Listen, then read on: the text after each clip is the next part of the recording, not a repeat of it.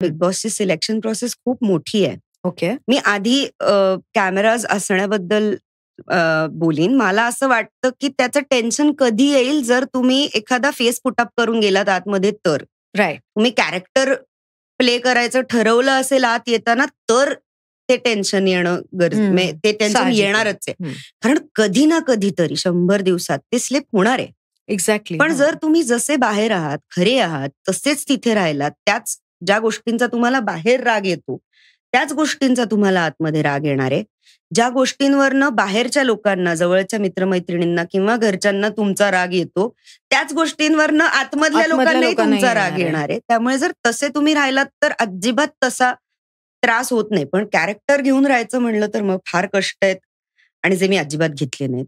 मी जशी होते तशी मला बाहेर आल्यानंतर माझ्या मित्रमैत्रिणींनी पण सांगितलं की बाहेर आम्हाला तुझा ज्या गोष्टींमुळे राग यायचा त्याच गोष्टींमुळे आतमध्ये राग येतो. सो आम्हाला माहिती होतं की तू जशी आहेस तशीच राहतेस, काहीच वेगळं करत नाहीयेस किंवा काही वेगळं पुटअप कॅरेक्टर काही तू घेतलेलं नाहीयेस.